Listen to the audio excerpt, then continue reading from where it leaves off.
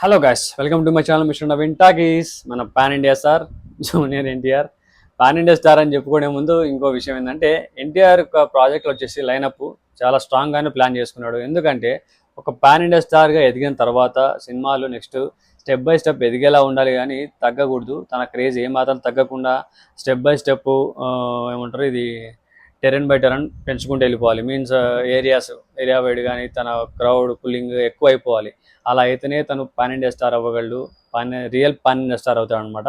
So crowd pulling చాలా important. మన తెలుగు స్టేట్స్లో ఆబ్వియస్లీ మన హీరోస్కి క్రౌడ్ పుల్లింగ్ అనేది స్టార్ హీరోస్కి ఆబ్వియస్లీ ఉంటుంది. అది సినిమా చెత్తగా ఉన్న ఫస్ట్ 2-3 డేస్లో గట్టిగానే వచ్చేస్తాయి కలెక్షన్స్. సో అలా ఉంటుంది అనమాట.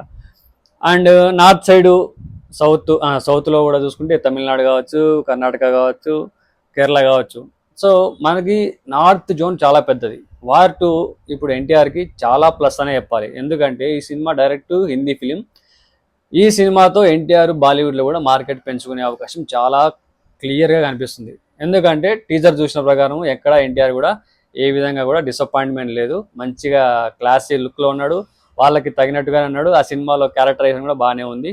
ఎన్టీఆర్కి కూడా ఏ మాత్రం హృతిక్ రోషన్ అంటే తక్కువ రోల్ అయితే ఎక్కడా లేదు, కనిపించట్లేదు. ఈ విధంగా చూసుకుంటే ఎన్టీఆర్ ఆల్రెడీ కొంత మాత్రం తెలుసు. RRR త్రూను ఇంకొంచెం తర్వాత దేవరా అలా కొంచెం తెలుసు. ఆల్రెడీ అవుట్ ఆఫ్ కంట్రీ జపాన్లో అయితే చాలా ఫేమస్ ఎన్టీఆర్ బర్త్డేని చాలా బాగా సెలబ్రేట్ చేస్తున్నారు, మనకంటే ఎక్కువ అక్కడ చూడాలంటే మామూలుగా. బట్ ఇప్పుడు మాత్రం మన ఎన్టీఆర్ నెక్స్ట్ వచ్చే ప్రాజెక్టులు మాత్రం చాలా చాలా క్లియర్గా ప్లాన్ చేసుకున్నాడు. ఈ సినిమాతో వార్ 2తో నెక్స్ట్ సినిమాలకు కూడా ఒక పునాది పడిపోతుంది అనమాట. హిందీ అదే నార్త్ బెల్ట్లో కలెక్షన్స్ వస్తేనే సినిమా ఎక్కువ కలెక్షన్స్ రావడానికి అవకాశం ఉంటుంది. ఎందుకంటే పెద్దది కాబట్టి నార్త్ బెల్ట్. సో మనకి ఈ విధంగా చూసుకుంటే నెక్స్ట్ వచ్చే ప్రశాంత్ నీల్ సినిమా కావచ్చు. ప్రశాంత్ నీల్ ఆల్రెడీ నార్త్లో ఫేమస్. KGF అండ్ సలార్తో అక్కడికి వెళ్ళిపోయినాడు. KGF బీభత్సమైన కలెక్షన్స్ వచ్చినాయి అక్కడ, అండ్ సలార్ కూడా బాగానే వచ్చినాయి. కాబట్టి ప్రశాంత్ నీల్ కూడా ఏం ప్రాబ్లం లేదు. ఎన్టీఆర్ కూడా ఈ దెబ్బతో తెలిసిపోతాడు వార్ 2తో. కాబట్టి నెక్స్ట్ ఎన్టీఆర్ నీల్ సినిమాకి చాలా అంటే చాలా ప్లస్ అవుతుంది నార్త్ సైడ్. ఖచ్చితంగా రిలీజ్ కూడా భారీగానే అవుతుంది, థియేటర్లు కూడా ఎక్కువ దొరుకుతాయి, కలెక్షన్స్ కూడా బాగా రావడానికి అవకాశం ఉంది. అండ్ ఇది ఎన్టీఆర్ ప్రశాంత్ నీల్ యొక్క మోస్ట్ ప్రెస్టీజియస్ ప్రాజెక్ట్ అనమాట.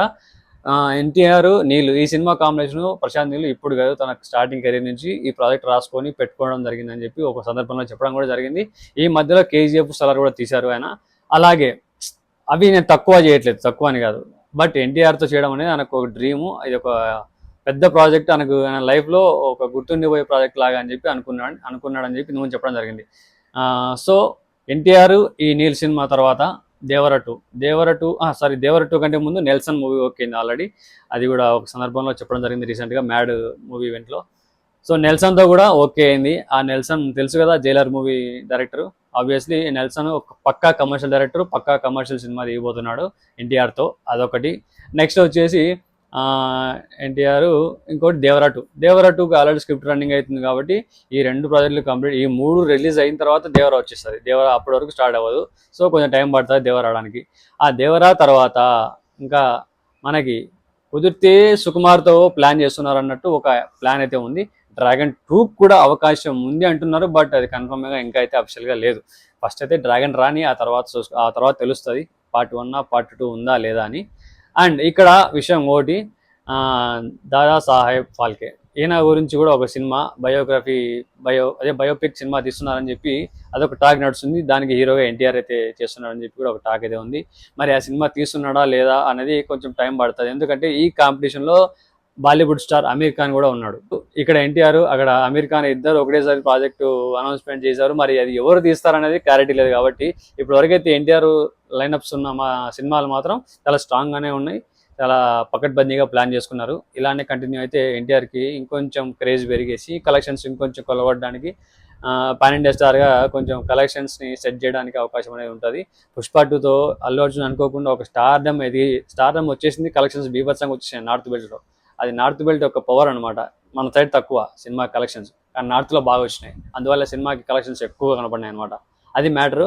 సో మన ఎన్టీఆర్ నెక్స్ట్ వేసే స్టెప్లు కానీ, అదే స్టెప్ బై స్టెప్ నెక్స్ట్ సినిమాల మీద వేసే ఆ ప్రాజెక్టుల మీద పెట్టే కాన్సన్ట్రేషన్ ఇవన్నీ చూసుకుంటే ఒక మంచి మనకు మళ్ళీ నెక్స్ట్ కూడా కంటిన్యూస్గా కాలర్ నిలుచుకోకుండా ఎగరేసుకునేలానే ఉన్నాయని నాకైతే అనిపిస్తుంది. సో ఎన్టీఆర్ ఫ్యాన్స్ మీరేమంటారు? ఈ ప్రాజెక్టులు ఈ లైనప్ చూసిన తర్వాత మీకు ఏమనిపించింది? ఈ ప్రాజెక్టుల గురించి మీరు విన్న తర్వాత ఏమనుకుంటున్నారు? ఖచ్చితంగా నాకైతే కాలర్ ఎగరేసుకునేంత అవకాశం అయితే మనకు కంటిన్యూస్గా ఎన్టీఆర్ గారు ఇస్తున్నారని నాకైతే అనిపించింది అనమాట. మీరేమనుకుంటారు అన్నది కింద కామెంట్ సెక్షన్లో చెప్పేది.